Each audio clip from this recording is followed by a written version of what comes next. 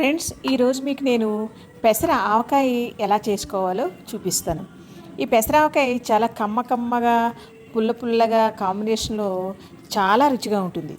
దీన్ని అన్నంలో కలుపుకోవచ్చు, చపాతీల్లోను దోశల్లోనూ కూడా తినచ్చు. ముక్కలు ఎందుకంటే చిన్న చిన్నగా ఉంటాయి కదా, అందుకని. ఇప్పుడు మరి మామిడికాయ సీజన్ వచ్చేసింది కనుక మనం తరచుగా సీజన్ అయిపోయేదాకా దీన్ని ఫ్రెష్గా అప్పుడప్పుడు చేసుకుని తింటే చాలా బాగుంటుంది. ఎందుకంటే ఇది ఒకసారి చేసుకుంటే ఒక నెల రోజులు నిలవ ఉంటుంది అంతే తప్ప ఇది సంవత్సరం అంతా ఉండే ఊరగాయ కాదనమాట.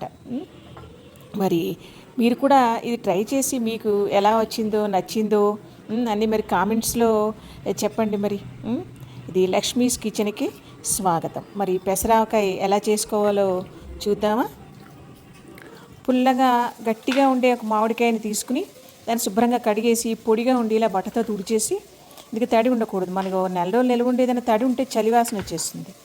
దాన్ని ఏంటంటే టెంక లేకుండా ముక్కలు తీసుకుని ఇలా టెంక లేకుండా, దీనికి ఎలాగూ నిల్వ ఉండే పచ్చడి కాదు కదా, దీనికి టెంక అవసరం లేదనమాట. చిన్నప్పుడు మా అమ్మ అసలు ఎలా పెట్టేదంటే ఆవకాయకి ముక్కలు కట్ చేసినప్పుడు కొన్ని ముక్కలకి టెంక లేకుండా నలిగిపోయినట్టుగా వస్తాయి కదా, వాటితోటి చిన్న చిన్న ముక్కలు చేసి ఇంకా ఇలాంటి రకరకాల పచ్చళ్ళు చేసేది. ఇంకా నేను మీకు మరో వీడియోలో ఇంకో రకం కూడా చెప్తాను వాటితో ఎలా చేసేదో. వీటిని ఇప్పుడు సన్నగా చిన్న చిన్న ముక్కల్లా తరుక్కోవాలన్నమాట. ఎందుకంటే అది ప్రతి ముద్దలోనూ ఒక్కొక్క చిన్న చిన్న ముక్క వచ్చేలాగా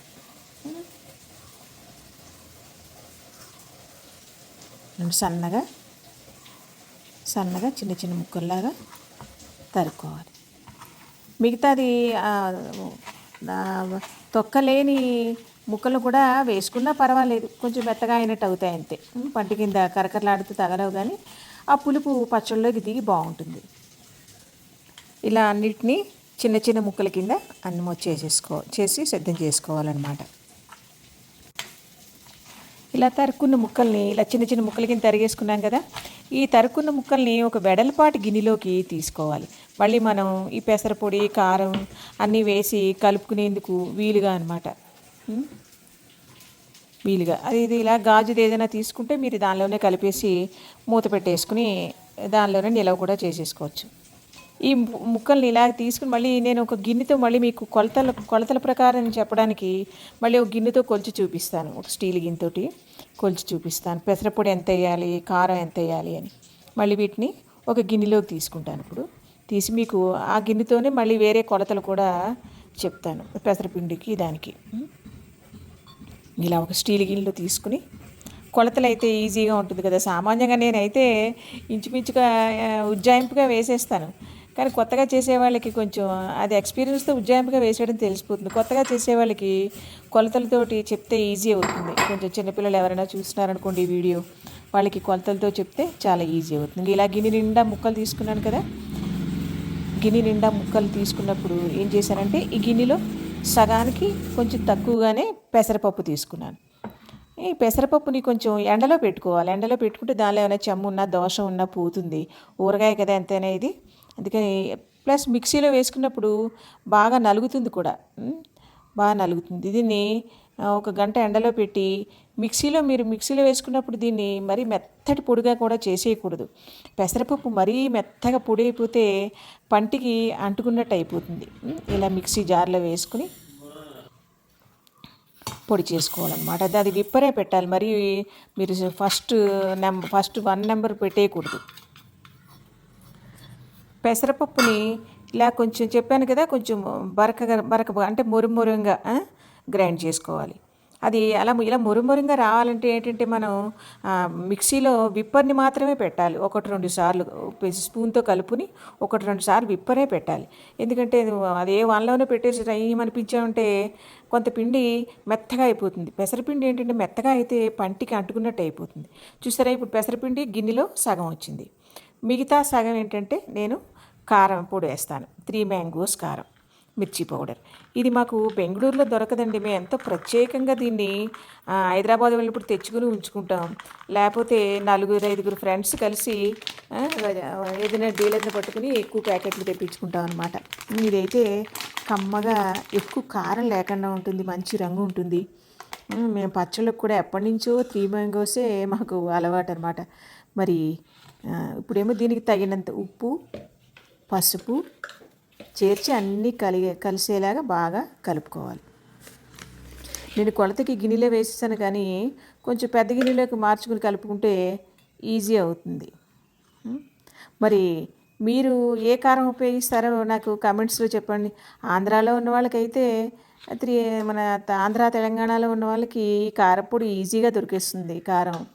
మాలా బెంగళూరులో ఉన్న వాళ్ళకి కొంచెం తెప్పించుకోవడం కష్టం అవుతుందన్నమాట. అయినా సరే దాని మీద ఇష్టంతో ఎలాగో కష్టపడి తెప్పించుకుంటాం. మరి మీరు ఏ కారం ఉపయోగిస్తారో నాకు కామెంట్స్లో చెప్పండి. మీకు కూడా 3 మ్యాంగోస్ కారం అంటే మరి మాకున్నంత అభిమానం ఉందా?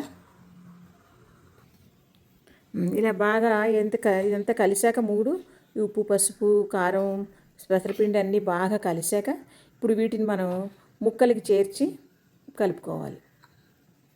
ముక్కల్లో వేసేసి బాగా వాటిని కూడా ముక్కలు, కారం అన్నీ కలిసేలాగా కలుపుకోవాలి. ఇలా ముక్కల్లో వేసి బాగా కలిసేలా కలుపుకోవాలి.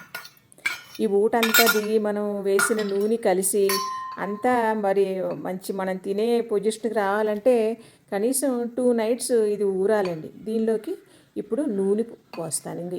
ఈ గ్లాస్ తోటి నూనె తీసుకుంటున్నాను. నేను నువ్వుల నూనె వేస్తాను. ఇప్పుడు ఊరగాయలకి నువ్వుల నూనె బాగుంటుంది ఆ వాసన. ఇలా నూనె వేసుకుని బాగా కలిపేసుకోవాలి. ఇలా నూనె వేసుకుని బాగా కలిపి నూనె వేయగానే పచ్చడికి ఈ ఊరగాయకి అసలైన అందం వచ్చేసింది కదా. ఆ నూనె వేస్తే కానీ చూసారా ఎప్పటికి చక్కగా నోరు ఊరుతున్నట్టుగా అప్పుడే నోరు ఊరుతోంది.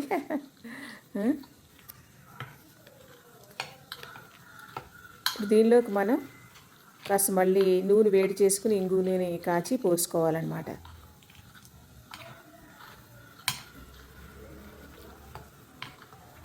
కొంచెం జాగ్రత్తగానే కలుపుకోవాలి అంతా కలగలిసేలాగా. మళ్ళీ 2 రోజుల తర్వాత మళ్ళీ కలుపుకోవచ్చు. ఇలా స్టవ్ మీద చిన్న మూకుడు పెట్టి దానిలో మళ్ళీ కొంచెం నూనె వేసి వేడైన తర్వాత దీనిలో మనం ఇంగు వేసి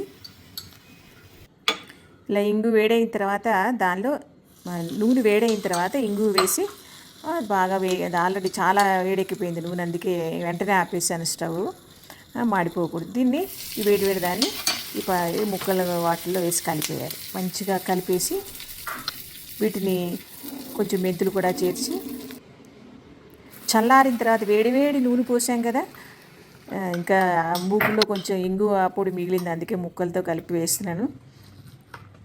ఇదంతా బాగా కలిసేలా కలుపుకుని మూత పెట్టినప్పుడు మాత్రం కాస్త 10 నిమిషాలు ఆగి పెట్టాలి. ఎందుకంటే వేడి నూనె పోసాం కదా, ఆ వేడి లోపల ఉంటుంది. అలా పెట్టేసామంటే అది మళ్ళీ ఆ మూతకి చెమ్మ చేరి ఊరగాయ చలివాసన వచ్చేస్తుంది. ఇక్కడ జాగ్రత్త తీసుకోవాలి. ఎందుకంటే కనీసం 4 రోజులు ఉంటుంది అనుకుంటున్నాం కదా, ఆ జాగ్రత్త తీసుకోవాలి. ఇప్పుడు ఇలా మూత పెట్టేసి 2 రోజులు అంటే ముందు 1 రోజు తర్వాత తీసి మనం తినడానికి వీలుగా ఉంటుంది. 2 రోజుల తర్వాత అయితే చాలా రుచిగా ఉంటుంది. ఇదిగో మరుసటి రోజు మూత తీసి చూస్తున్నాను. ముందు రోజు మధ్యాహ్నం 12ంటికి అలా చేశాను దీన్ని. మర్నాడు రోజు ఇలా మూత తీసి చూశానమాట. చూసారా ఊట నూనె కలిపి మంచి రుచిగా ఎమ్మీగా కనిపిస్తుంది కదా, అసలైన ఊరగాయగా తయారైంది. ఇప్పుడు ఎర్రగా 3 మ్యాంగోస్ కారం రంగు చూసారా ఎంత బాగుందో.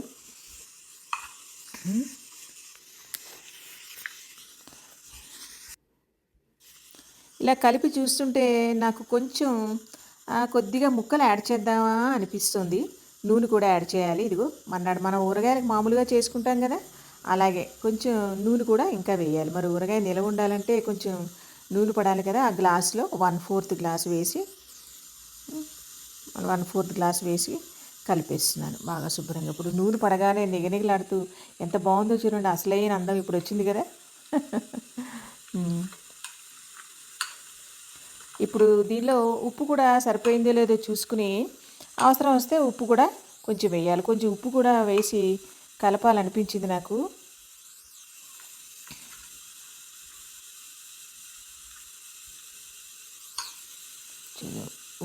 ఉప్పు వేసి కొంచెం ఉప్పు కలపాలన్నమాట. ఉప్పు చూస్తున్నాను సరిపోయిందా లేదా అని డౌట్ వచ్చింది. డౌట్ అని కాదు, అసలు మామూలుగా ఎప్పుడు ఊరగాయలకు అలాగే చూడాలి. ఎందుకంటే అన్నీ ఇప్పుడు మొత్తం పెసరపప్పు అన్నీ ఊరి మొత్తం అంతా కాంబినేషన్ ఒక మిక్సింగ్ స్టేజ్కి వస్తుంది కదా, అప్పుడు మనం అన్నీ సరిపోయలేదో చూసుకోవాలి. సరే, ఎంత నూరూరిలా ఉంది కదా ముక్క, చిన్న ముక్క రుచి. ఇప్పుడు చూస్తున్నానండి ఉప్పు సరిపోయిందో లేదో. కొంచెం వేలితో తీసి పితరంత నోట్లో వేసుకు చూస్తే ఉప్పు సరిపోలేదు అనిపించింది. కొంచెం ఉప్పు వేసి కలిపేసాను అనమాట.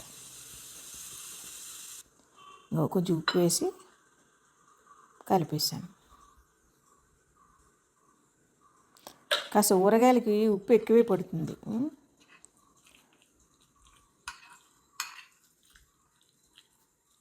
మీరు ఫస్ట్ డే వెంటనే తినేయచ్చు.